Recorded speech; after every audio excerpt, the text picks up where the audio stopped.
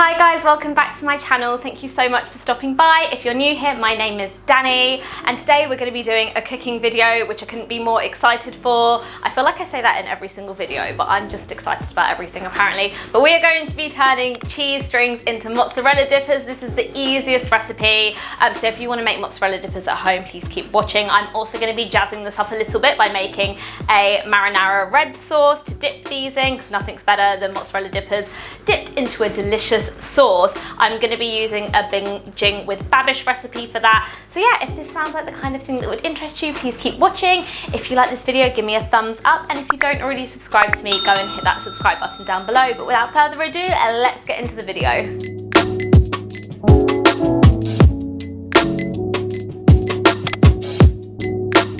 So first things first, as always, let's chat ingredients. So for the red sauce, you're going to need, by the way, I've halved the binging with BABISH'S recipe and I will link it down below. But you're gonna need a couple of cloves of garlic. It says 1 whole onion, but I've halved it and my onion was quite small, so I've just got a whole small onion here. Some oregano, crushed red chilies, some plum tomatoes. I've got 2 cans here. A sprig of fresh basil, tomato puree, some butter, and then some olive oil, salt and pepper. And then for my cheese string mozzarella dippers, you're going to of course need some cheese strings, which I've cut in half. I've only done two cheese strings to show you how I've done it, because I actually had loads of this, you know, no moisture mozzarella left over because we made pizzas over the weekend. So I thought I would like make those as well. So yeah, a couple of cheese strings to show you how I do it, but then also some normal mozzarella just because I had it and we don't want to waste anything. Some plain flour, and I've just seasoned this with salt and pepper. A couple of eggs, which I have whisked. And then this is the breadcrumb mixture I use, so you can't see it right now. I'm going to mix it all together. But we've got some breadcrumbs down here, and then I've got parmesan, the zest of 1 lemon, salt, pepper and parsley. And just while I've got you on the screen, I'm just going to like mix that together, because that's probably one of the only prep steps that I haven't done. So let's just give that a good old mix. And then the final thing you're going to need for the mozzarella dippers is some oil. I'm using rapeseed oil. Right, I'm going to start off with making the sauce because it needs about an hour to simmer. So I'm just going to turn my hob onto, I mean, I always go for about medium low, because mine gets really hot. And I'm just going to take some olive oil and pop that in. We're actually going to be starting off by cooking off the garlic, so I'm going to make it quite low because there's nothing worse than burnt garlic, is there? So I'm essentially just going to allow like the oil to heat with the garlic, really low temperature, until the kind of flavours all infuse, and it's starting to cook a little bit. So this is starting to sizzle ever so slightly, and it's starting to smell really garlicky and lovely in here. So I'm just going to add in my crushed chili flakes, so just a little bit of those. These are optional. And my oregano, because I'm watching an American recipe, I keep going to say oregano, and I'm like, no, that's not for us. And just let those carry on sort of toasting at the same time as the garlic. Right, it's starting to smell absolutely delicious in here. I'm gonna add my onion. And because I sort of started off with my pan really low, because I was scared about the garlic burning, I'm just gonna turn it up more to a medium low now, whereas at the moment it's like low. Just turn that up. I'm gonna just let that just gonna let that onion cook for a little bit. So the onions are smelling delicious. I'm now gonna take the tomato puree and just add, I mean, he doesn't specify how much, but I'm just gonna put like a good old squirt in. That will be plenty.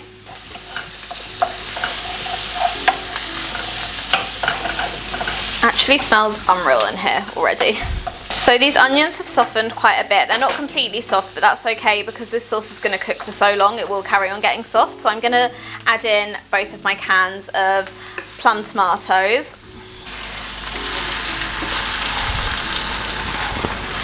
And then with your wooden spoon, you just want to crush them to the side. To be honest, I really don't know like what the difference between using a tin of chopped tomatoes is, and using these and crushing them yourself in the pan. If anyone knows, let me know in the comments.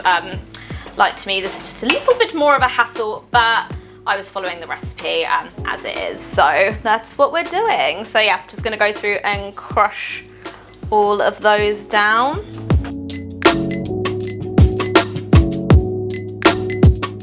What we're gonna do now is add in our basil, just like that.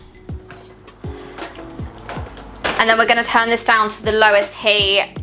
And then you wanna cook partially covered. I don't have a lid that fits this pan, so this is my partially covered, excuse it. I should have used a different pan, but oh well. This is what I've done now, so it's fine. So yeah, this will cook for an hour, and I'm gonna keep stirring it. And yeah, I'll show you what we do next. So while we're waiting for our sauce to cook, we're going to prepare the mozzarella dippers. So what I've actually done to this mix that I showed you just before, I've also added a little bit of granulated garlic. I forgot to do that earlier, so we're just gonna mix that up. Ooh. And then this is really simple. You just take your half of cheese string, give it a nice coating of the flour, then we go into the egg, let the excess drip off, and then into the breadcrumbs.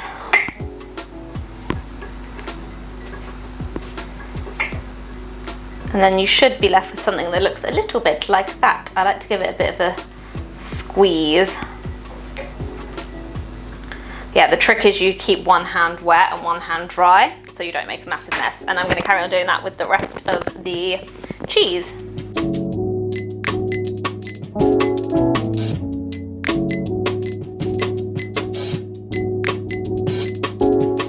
So all my pieces of mozzarella are all nicely coated now.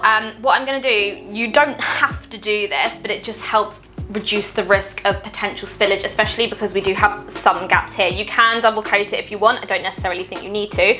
Just quickly interjecting to say this is the first of two very crucial mistakes that I make. Keep watching to see what happens. But because we're waiting for the sauce to cook anyway, I'm gonna stick these in the freezer until it's time to start frying. So yeah, I will show you what we do next when we get there. So this sauce has been cooking for near on an hour now.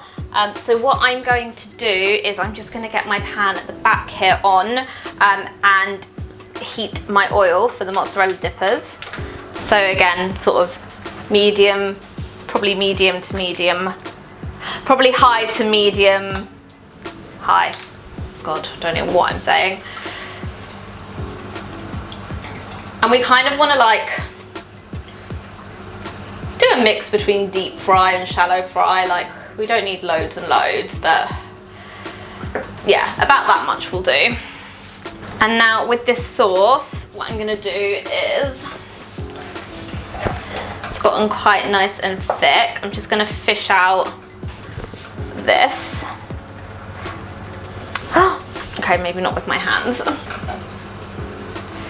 We can get rid of that. And now we're just gonna chuck in our butter. I've never done this before. I've never added butter into a tomato sauce, but apparently it elevates it according to Babish. And now I'm just gonna season with salt and pepper to taste. Oh God, that's a lot of pepper. I'm just gonna give this a taste. Yeah, that's good. For me, the only thing that's missing from this sauce is a little bit of sweetness. Like, it's a good sauce, a good base sauce. But that'd be my only feedback. I'm gonna add a little bit of sugar. And this is like me shying away from the recipe, but I feel like it will help it a little bit. So just a little bit like that.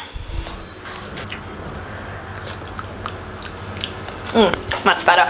Okay, so I'm just gonna leave that to just final steps of cooking. And I think there's a test you can do on your oil by sticking your wooden spoon. So there are a few bubbles coming up. I'm just gonna wait a little bit longer. And I'll reposition you so you can see better what I'm doing over there, and I'll see you in a moment. Okay, so I could not tell you what temperature the oil's at. I just kind of like gauge whether it's ready to fry or not when I pop one in. Because it's not meat or anything, it's not as, for me, it's not like you have to worry too much about it getting really dark on the outside before the inside's cooked. You just kind of want it to get crispy. What I've got here on the side is just a bowl, ooh, a dirty bowl apparently, is a bowl with some kitchen towel in it so that when they are done cooking, I can pop them on here to dry off. And I'm just gonna pop one in and see. Right, yeah, so that's good. So I'm just gonna get these in the pan. I mean, they say don't overcrowd the pan, but I am just gonna chuck them all in. And here's the second of those crucial mistakes. Oh boy, this is gonna get messy. Because I want them all to be ready at the same time. A few moments later. Oh my God, I've got definite spillage going on here. Some of them are falling apart a bit. Oh my God, what is happening? Why are these failing a bit? Oh my God, right. Let's get them off. So we've had a bit of a fail here. Right, so we're going for take 2, we're not giving up. So I've got two more cheese strings here, which I've cut in half, and this time I'm going to double coat them. So, flour, egg, breadcrumbs, my breadcrumb, lemon, parmesan mixture, back into the egg, and back into here. And I'm going to repeat with all of them. These are already looking much more well coated than last time, so I will meet you over on the stovetop and hopefully, excuse my fingers, hopefully this time they work. Let's see where we go. So oil looks like it's bubbling away, so I'm just going to chuck one in and see what happens. Oh yeah, that looks good. And this time we won't be overcrowding the pan. And I haven't frozen these or anything. Just let them cook for a few minutes on each side. I can already see them getting golden brown, which is good news. Perfect.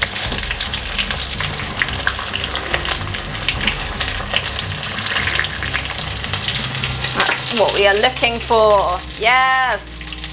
So these are looking much more as they should. I'm going to let them cook for a few more seconds. I'll plate them up and then I will show you what they look like when they're ready to eat.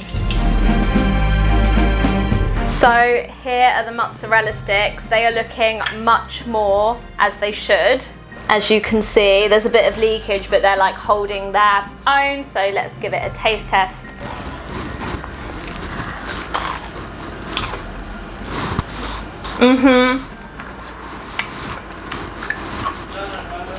Oh yeah, these, it's a double coating. You need to double coat them for them to work. So yeah, these turned out perfect.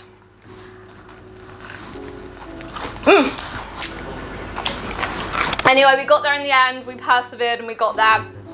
If you like this video, please give me a thumbs up. It's been so much work today, so please, I'll really appreciate it. Oh God, no, stop begging. And yeah, subscribe to me if you don't already, and I will see you next time.